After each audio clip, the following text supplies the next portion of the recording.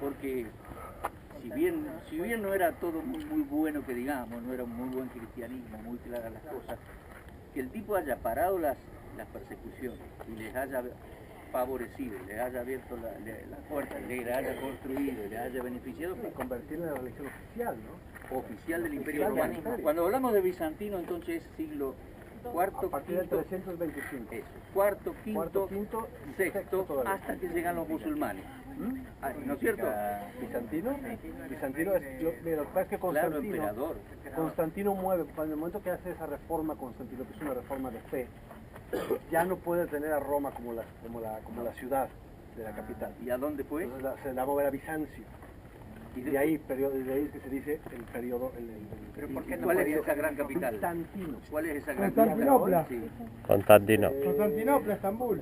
Estambul. Por eso Estambul tiene tanta historia. Los que van a Estambul van a encontrar una grandiosa ciudad con muchísima historia. ¿Por qué no podía tener Roma como...? Porque Roma era lo pagano, Roma era lo antiguo, todo esto era Roma. Constantino dice, no, pues si vamos a cambiar eso, hay que acabar con Roma y abre Bizancio, Constantinopla. Bueno, chicos, señores, Gracias. estamos viendo los restos de una iglesia justamente del periodo bizantino.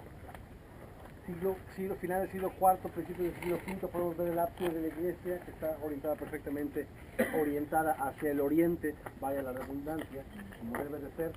Los mosaicos clásicos del periodo bizantino y en la parte del lado de la iglesia, atrás del ábside de la iglesia, un baptisterio. Lo que nos indica el baptisterio marcado como un edificio conectado pero grande, lateral, lo que nos indica se daba esto, los bautizos.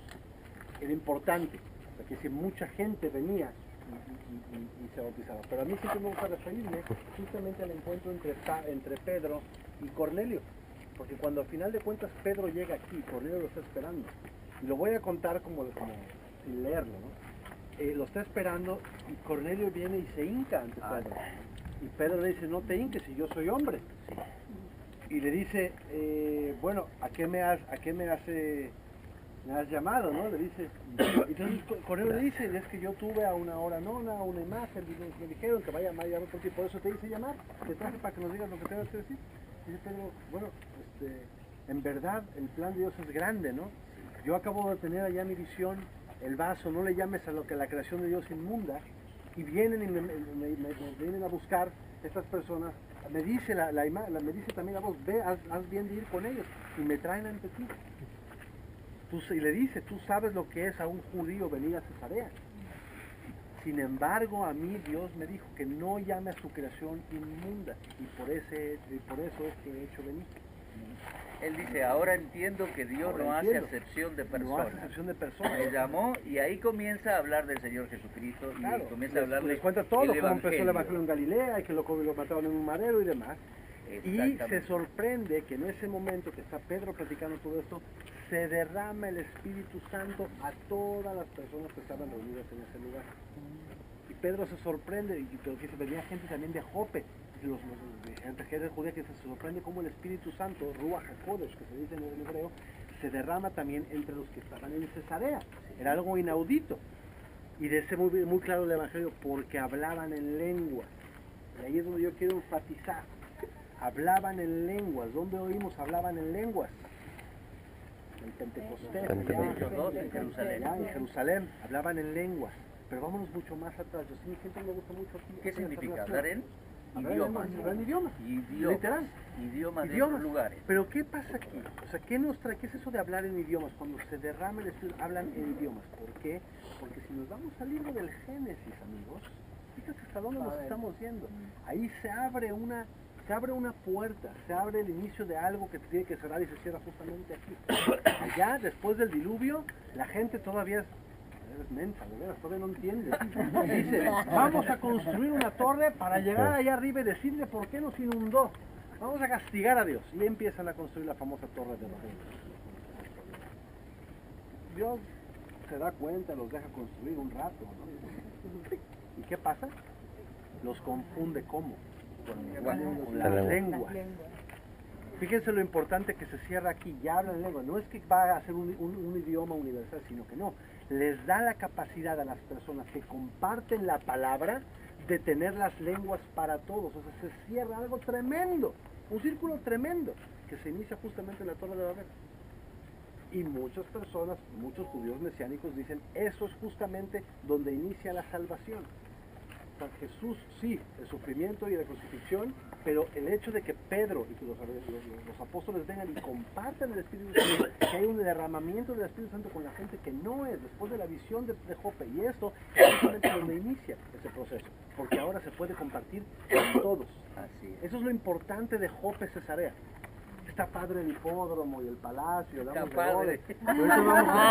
Ahorita vamos Está a pasar bueno, por el sí. teatro. Está bueno, está bonito. Genial. Pero lo que nosotros estamos haciendo aquí, por eso los trajimos a Cesarea. Hay teatros más bonitos en Europa, teatros romanos. Claro, más bien. Es Pero como lo que dijimos, pasa Dios aquí- le dio las llaves de la predicación al apóstol Pedro. A ti te daré las llaves.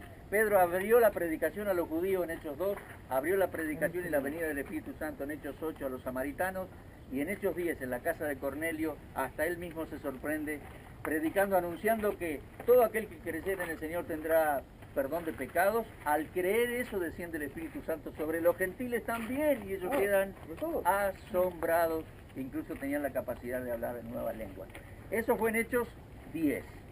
Hechos 10. Ahora, lo que dijimos acá de la iglesia es que después de, digamos, digamos así, después del libro de los Hechos, avanza el Imperio Romano y Roma generó una serie de persecuciones sobre los cristianos. Los cristianos siglo II, siglo III lo pasaron muy mal. Los romanos hicieron estragos contra los pastores, las iglesias y los cristianos.